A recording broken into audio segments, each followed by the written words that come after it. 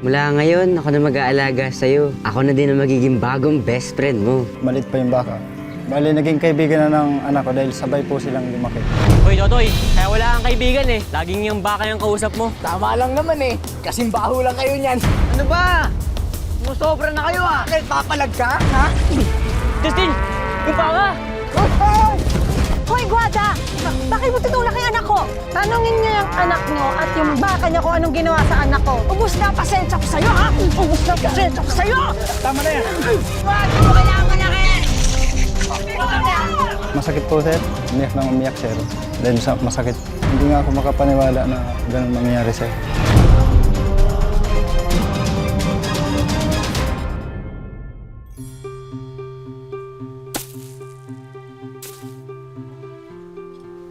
Ito, tapos ito kayo doon naman sa bahay. O kaya makipaglaro ka sa mga kaibigan mo. Kaya doon na lang nga tayo sa silong. Na naman akong kaibigan, Tay. Tsaka gusto kong tumulong sa inyo ni nanay dito sa bukid. Ganun ba? Makakahanap ka rin ng kaibigan. Grabe ka naman, oh. Oh, ayun na pala si nanay. Nay! Anak! Ayan, may sorpresa ako para sa'yo. Ano po yun? Ito, paborito mo. Wow! Wow. Tita Pero mo? Nay, mahal po ito eh. Ay, okay lang yan, anak. Minsan lang naman. Saka, para lalo kang sumipag. Halika na. Dito na tayo, oh. Oh, makakain. Ano yun? Wow. Po ata. Saan? Dito pa.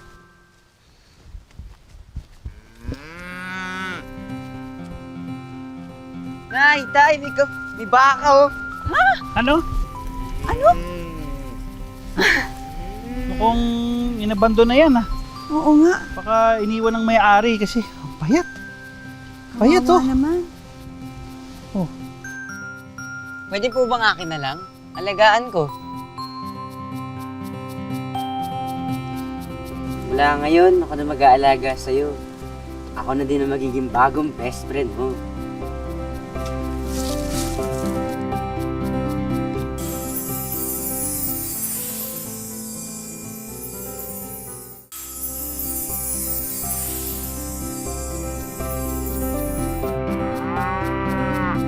Bili na po kayo!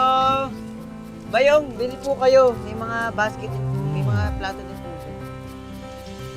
50 po.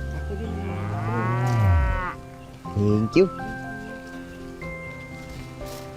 Swerte mo talaga, best friend. Kaso, kailangan natin umalis. Nihintay na tayo nila nanay at tatay. Hoy, Totoy, kaya wala kang kaibigan eh. Laging yung baka yung kausap mo. Eh, tama lang naman eh. Kasing baho lang kayo niyan. Titinda lang naman kami, Carlos. Justin. Tara na.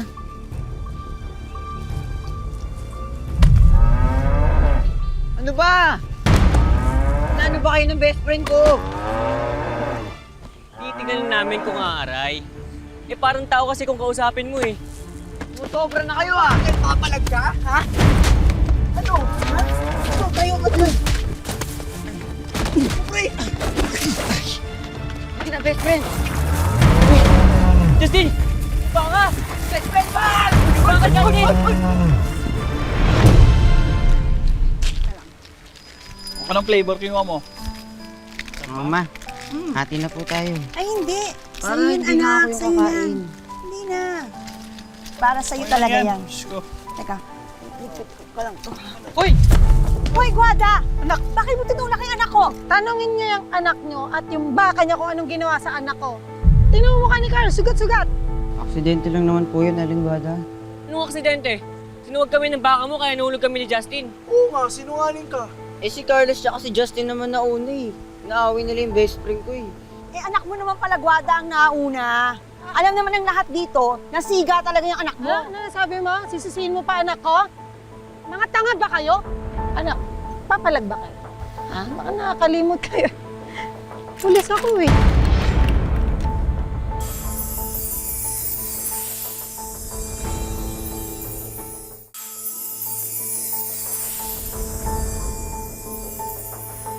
nakakalimot kayo. Pulis ako eh. Pasensya na, Guada. Away bata lang naman to. Sige na, anak. Humihingi ka ng dispensa. Mahal, ano ka ba? Bakit anak mo magsasorry? Kaya mo na, parang wala nang gulo. Sige na. Sorry na, Carlos. Ganyan. Kala ko papalag kayo. Ulitin niyo na. Turuan niyo anak niyo.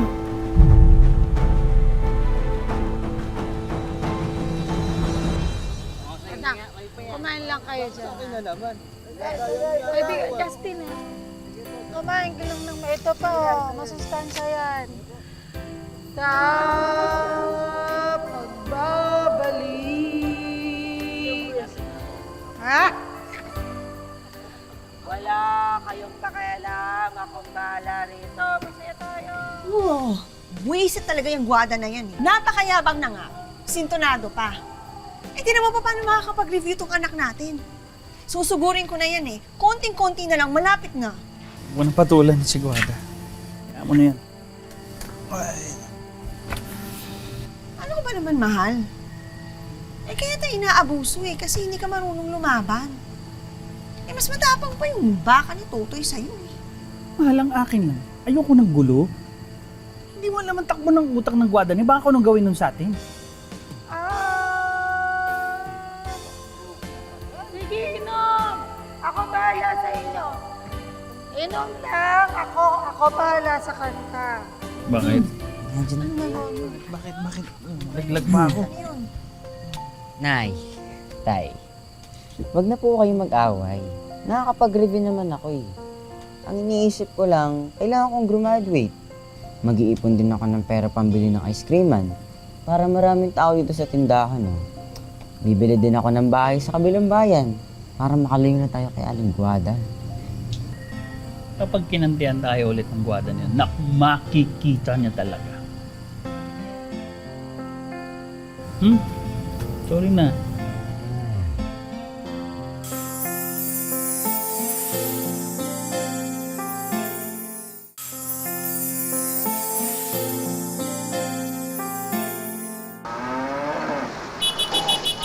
Ito baka to, oh. Hoy! Ano ba? Nakaharap kayo sa daan. Nagmamadali ako. Pasensya na ho, Aling Guada. Pasensya. Umalis kayo din. Tumabi huwag niyo kayo. po sasaktan.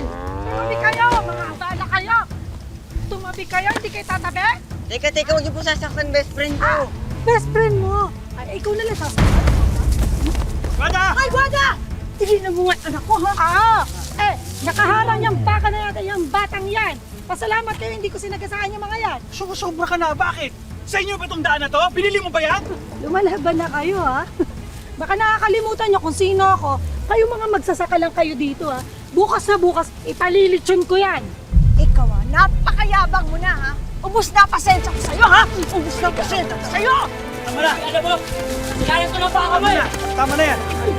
Kayo! Tama na! Kayo! Kayo! Kayo! Asan ang tabang nyo? Alintik kayo? Sige!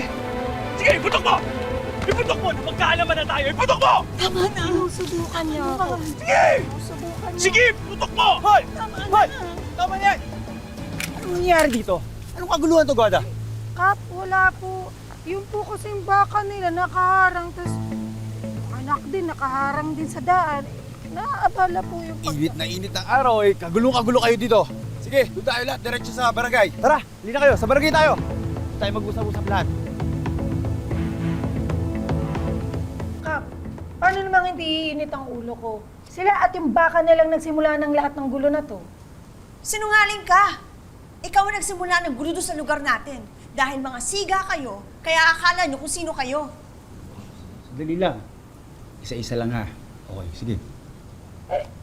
Kap, tingnan niyo naman yung mukha ng anak ko, puro sugat. Paano? Susuwagin ng baka nung mahulog sa daan.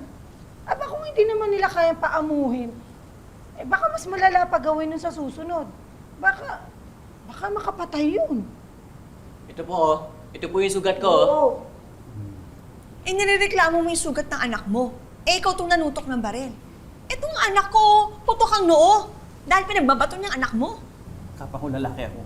Pero nahihirapan naman ako ipagtanggol ng pamilya ko dahil kahit pa paano nire-respeto ko na alagad siya ng batas, pero sumusobra na siya eh. Ibenta nyo kasi yung baka na yan. Katayin nyo, kainin nyo, wala akong pake. Wala tayong pag-aawayan. Wag naman po, walang kasalanan best friend ko eh. Teka, kalma lang tayo ha. Kaya tayo nandito sa barangay para ayusin natin lahat. Sa'yo, Guada, ilalapit ko kay Hepe ang reklamo sa'yo. Harassment ang ginawa mo. Biruin mo, naluto ka ng baril. At kayo naman, Trix at Lorilyn, kapag hindi nyo napaamo ang baka at nanalakit na ito ng maraming tao, siguro dapat alisin na natin ito sa lugar nyo.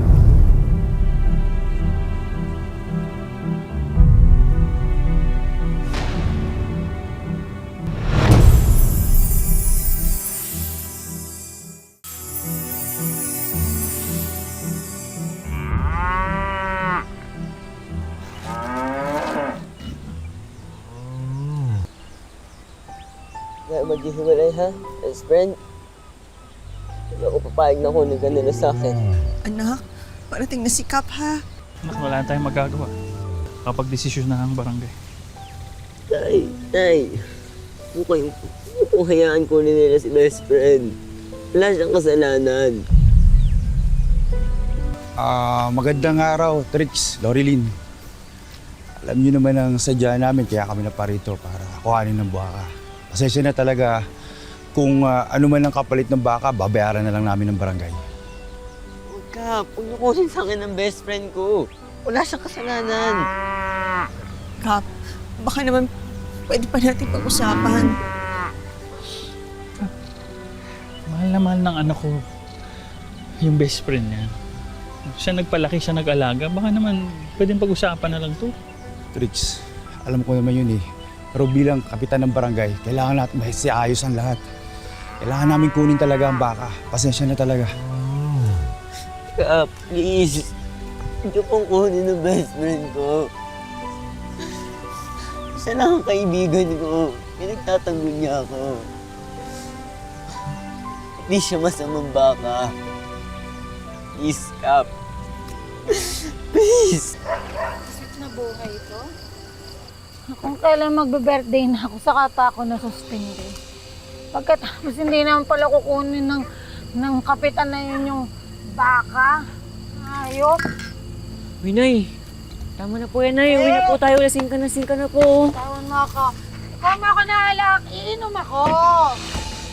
Nay, tara na. Uwi na po tayo. Tigilan mo ako. Tigilan mo, bitawan mo ako. Akala nila, nanalo na sila. Pues, maganda sila. Tuturuan ko ng leksyon yung pamilya ni Lorilyn. Oh, good night lang po ako kay best friend. Oh? Best friend? Best friend? Tay! Anak, ano nangyari? Bakit? Ano? Nay, si best friend nawawala. Saan?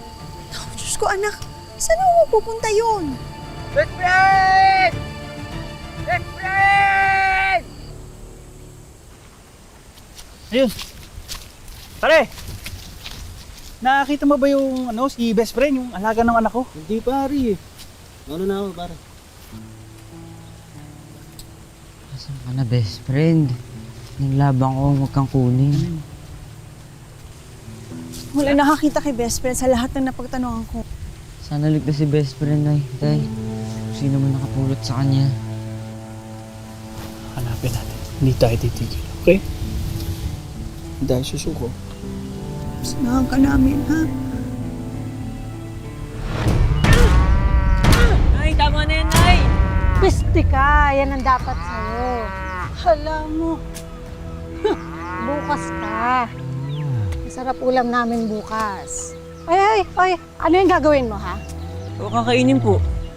Ilang araw na po siyang hindi kumakain eh. Baka mamatay. Ikaw, anong nakain mo, ha? Ba't bigla kang naaawa sa bakang to? Nay, hindi ko pagnanakaw to. Eh baka mapano tayo kapag nalaman nila Toto ito eh. wala silang makikitang ebidensya. Kasi bukas, ipalilitsyon ko to. Kaya handa ako sa birthday ko.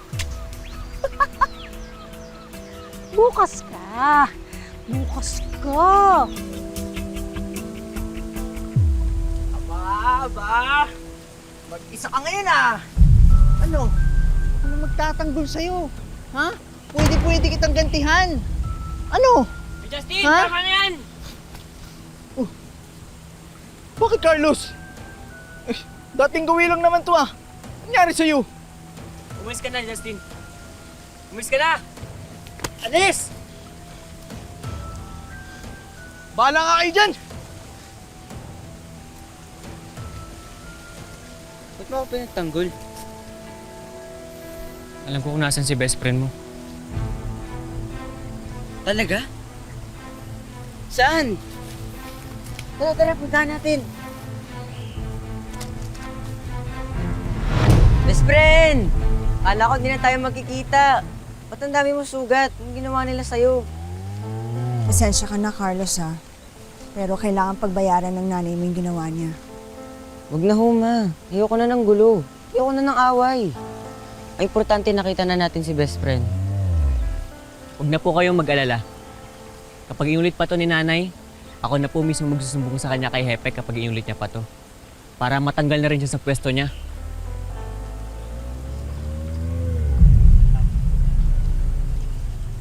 Sino susumbong niya? Hindi niyo pwedeng kunin sa akin to. Itong bakang to, akin to. Ipalilitsyon ko yan. Wada, pwede ba? Nasisiraan ka na ata eh. Nasisiraan ako. Yung bakang yan, bayad perwisyo niyo yan sa akin. Pero huwag kayo mag-aalala. Ipatitikim ko naman sa inyo eh.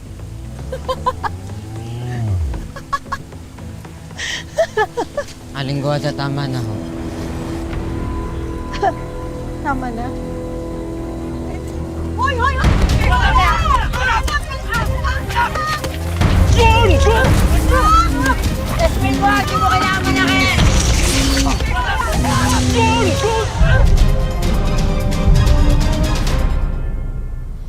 We still need to do some tests po sa bata. Pero matindi ang tama niya sa ulo.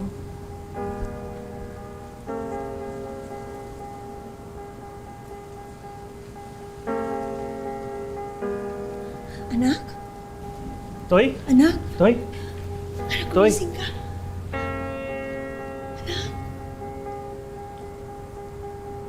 Toy? Toy? Kamusta na ang pakiramdam mo? Sino po kayo?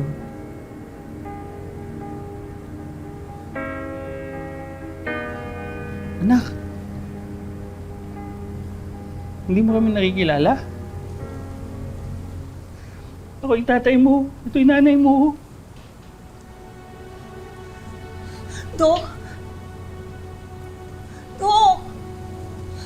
Anak!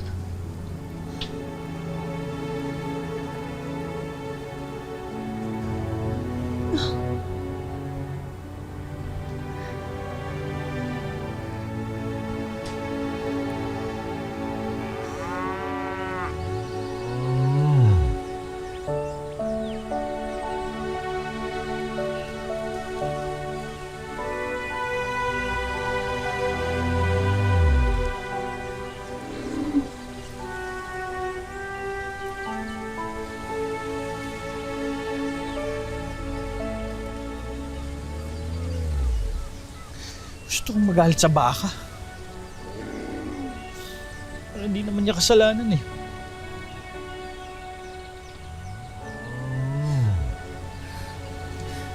Nahuli na ng mga pulis si Guada kahapon.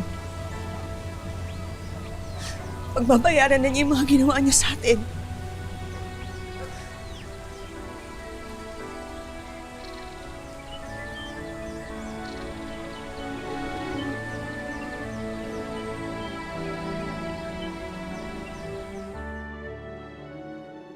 Ang aksidente talagang walang pinipili. Hanggang ngayon, wala pa rin halos maalala si Totoy.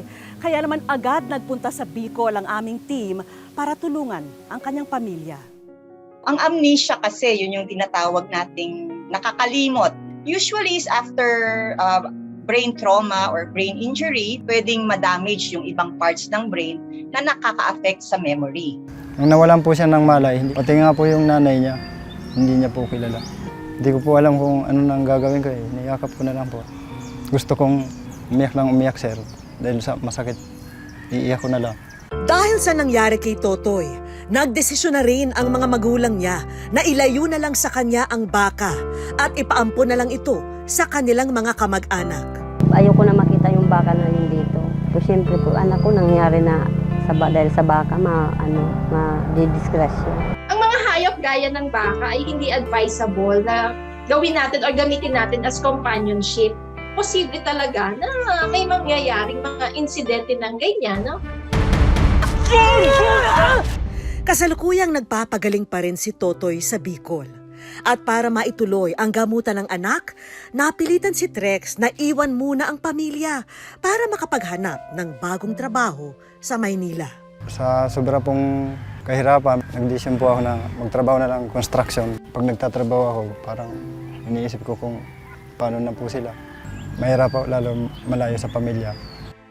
Alam namin na mahirap ang pinagdaraanan ngayon ng pamilya ni Totoy. Kaya naman sinundo ng aming team si Tatay Trex dito sa Maynila para tuparin ang mga wish ng kanilang pamilya. At ang una naming regalo, medical assistance para kay Totoy.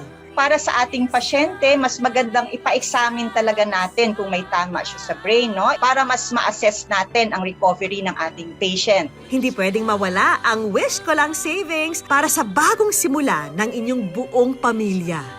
Hindi na rin kakailanganin pang malayo sa pamilya ni Trex dahil may regalo rin kaming mga negosyo package. Una na riyan ang isang sari-sari store para sa mag-asawang Trex at Loreline. Dagdagan na rin natin yan ng isang bigasan business. Nagpapasalamat po ako sa inyong lahat, sa GME7 at sa Wish Ko Lang po.